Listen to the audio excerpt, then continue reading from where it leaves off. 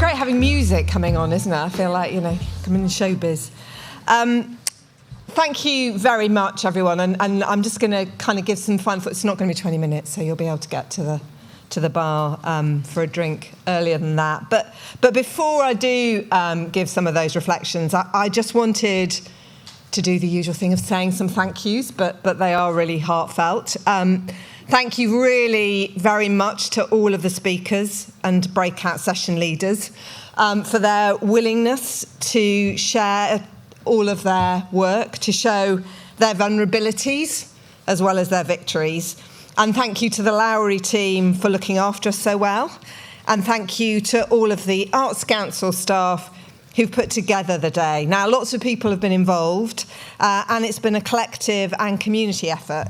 But I can't not mention the real drive and determination shown by Sarah Harrison and Rebecca Blackman in pulling it all together. Now, many of you will have been involved in putting on and organising events like this, and you know the highs and lows, the anxieties, particularly of timekeeping. So thank you very much to everyone who's been involved for getting us here, helping curate, contribute and deliver such an inspirational day. But reflecting on Cormac's comments this afternoon, I realise I have quite a self-appointed position of power and privilege to share my reflections with you. But please do share yours, and we're going to put the Mentimeter up live, so those of you that can access the internet will be able to see it and see people's comments coming through. And what I'd ask is that you both reflect on today and what you've heard, what it's kind of resonated and left with you, but also perhaps what might be an action or something that you might do differently. And hopefully by the magic of something, we will see it here. But if not, anyway, you can look at it on the train and kind of bathe in people's thoughts and comments. And do, as Rebecca said, do fill in the sheet, evaluation sheet when you get it, because it is incredibly valuable. And in particular, to hear what you'd like to hear more of. What are the other things that you'd like us to hold the space for? But I think I wanted, just for what it's worth, I suppose, and to give a neat and tidy end to today, these are sort of my reflections. I think change is happening, and all of you here today are part of that change. And we've seen and heard so many great examples today. Work that is thoughtful and really critically takes great risks. Now, like you, I've been in the breakouts, and I think I need time to absorb it all, to let it percolate and settle. I'm struck by the comments about time and our desire, or maybe that's just my desire, to leap to action, to make change.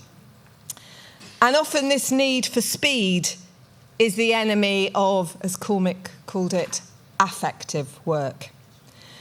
And the very start warning, both from Cormac, but also in the great breakout groups that I was in, that not taking the time and not making the right and authentic connections can cause real harm. But my other big takeaway is Cormac's provocation that we need a collective narrative about the value of this work. One where we think about the language that we use and the values that we place in that language.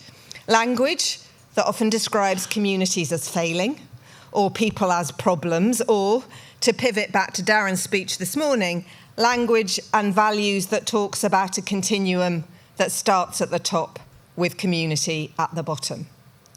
Because as Darren said, that's not a continuum, it's a hierarchy. And we mustn't allow our world to be characterised as a pointy triangle with excellence on high and access and community at the base, where certain voices always get heard. And we've heard today about listening with curiosity and ceding power, about making connections, but also about taking those risks and the negative capability to create space and to have the confidence to say no.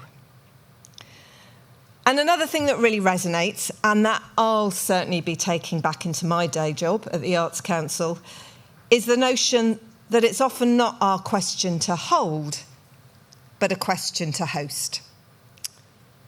But finally, to return to the idea of a narrative, at the recent memorial service for Caroline Miller, the thoughtful and inspirational leader and chief executive of Birmingham Royal Ballet, the chair, David Normanton, said, "Caroline's mantra was, of course, to make the very best work, but also, and perhaps as importantly, to shout loud."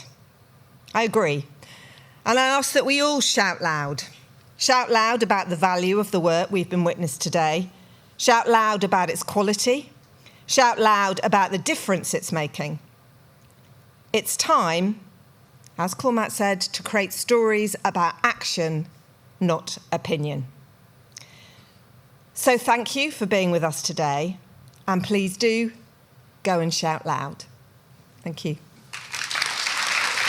And go get a drink.